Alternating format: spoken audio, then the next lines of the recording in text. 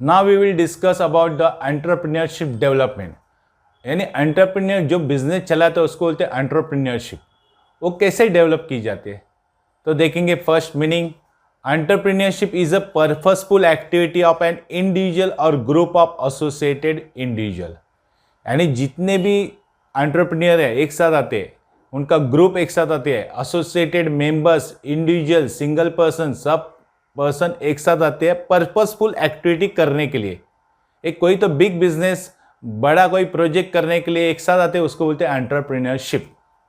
और वो क्या करते हैं, अंडरटेकन टू इनिशिएट लेते, यानी लीड करते, मेंटेन करते, एग्रेडाइज करते। एग्रेडाइज मतलब एक साथ प्रॉफिट लाने का कहते हैं, यानी बहुत सारा प्रॉफिट लाने का कहते हैं। कैसे? By production and distribution of economic goods and services. यानी economic goods and services distribute करके, प्रोडक्शन करके प्रॉफिट एग्रेनाइज करना पड़ता है। एग्रेनाइज मतलब ज़्यादा बढ़ाना, इंक्रीज करने के लिए वो सब लोग पर्पसफुली एक साथ आते हैं, उसको बोलते हैं एंटरप्रेन्योरशिप। एंटरप्रेन्योर मतलब सिंगल पर्सन, और एंटरप्रेन्योरशिप मतलब लिस्ट ऑफ द पर्सन या group of the associated individual, उसको बोलते हैं एंटरप्रेन्योरशिप। तो फर्स्ट कैरेक्टरिस्टिक्स है। अभी एंटरप्रेन्योरशिप में कौन से कैरेक्टर है? तो पहला कैरेक्टर्स है इनोवेशन। ये तो हमेशा हम लोग ने फंक्शंस में भी देखा है, फीचर्स में देखा है कि एंटरप्रेन्योरशिप स्पेशली किसके लिए है? इनोवेशन के लिए। सो एंटरप्रेन्योरशिप इज एन इनोवेशन है। The introduction of new combination of the various factor of production is innovation. यानी फैक्टर ऑफ प्रोडक्शन मालूम है आपको, लैंड, लेबर, कैपिटल, ये सब फैक्टर ऑफ प्रोडक्शन है। उसका कॉम्बिनेशन अच्छा लाना चाहिए, इनोवेटिव लाना चाहिए। न्यू प्रोडक्ट आ रहा है इन द मार्केट, नया प्रोडक्ट मार्केट में आना चाहिए। Uses of new production technology आना चाहिए। Discovery of the new sources of supply of raw material, यानी रॉ मटेरियल जो आता है मार्केट में, उसका नया नया सोर्सेस डिस्कवर करना चाहिए, ढूंढना चाहिए, फाइंड आउट करना चाहिए। And open the new market for specific product के लिए नया नया मार्केट ओपन होना चाहिए। In the view of changing taste of the consumer, consumer की टेस्ट देखो हमेशा चेंज होती रहती है फ्रॉम टाइम टू टाइम। इसलिए एंटरप्रेन्योरशिप फोकस किसके ऊपर करना चाहिए? रिसर्च एंड डेवलपमेंट के ऊपर। क्यों? टू प्रोड्यूस गुड, ऐसा गुड्स प्रोड्यूस करो जिससे क्या होना चाहिए? To satisfy the customer, customer satisfy होना चाहिए। एक कैरेक्टर है एंटरप्रेन्योरशिप का कि इनोवेटर होना चाहिए। एंटरप्रेन्योरशिप पूरी इनोवेशन। नेक्स्ट कैरेक्टर है एंटरप्रेन्योरशिप का इकोनॉमिक एक्टिविटी। एंटरप्रेन्योर जो भी प्रोड्यूस करता है new product for customer as per their needs, उनके जरूरत के हिसाब से कस्टमर को जो न्यू प्रोडक्ट लगता है वो प्रोड्यूस करता है।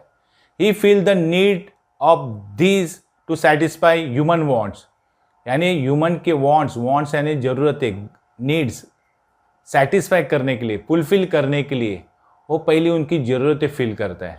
And as well in exchange, और उसके बदले में अर्न बेटर लाइवलीहुड, और एक अच्छा लाइफ जीने के लिए पैसा कमाता है।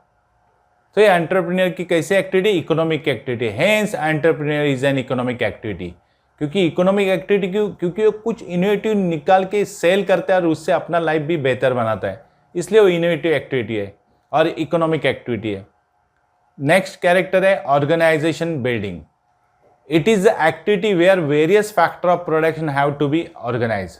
ये ऐसी एक्टिविटी है जहाँ पे different factor of production organise किए जाते हैं। जैसे प्लेस यूटिलिटी है, टाइम यूटिलिटी है, फॉर्म यूटिलिटी है, etcetera haves to consider to collect them under one roof for new production. नया प्रोडक्शन के लिए एक ही रूप के अंदर एंटरप्रेन्योर पूरी ऑर्गेनाइजेशन ऑर्गेनाइज करता है। उसमें प्लेस यूटिलिटी का भी होता है, प्लेस कैसे यूटिलाइज करने का, टाइम कैसे यूटिलाइज करने का, फॉर्म यूटिलाइज मतलब रॉ मटेरियल कैसे कन्वर्ट करने का फिनिश गुड्स में, वो सब एक ग्रुप के अंदर ही सब प्रोडक्शन के नए नए प्रोडक्ट फाइंड आउट करता है। नेक्स्ट कैरेक्टर है creative activity. Innovation should have a strong support for creativity.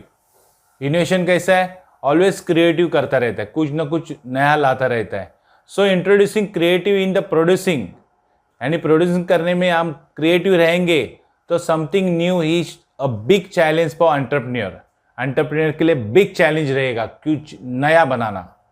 दस the creativity is an essential part of entrepreneurship के असेंशियल पार्ट्स है। नेक्स्ट कैरेक्टर है मैनेजरियल स्किल एंड लीडरशिप।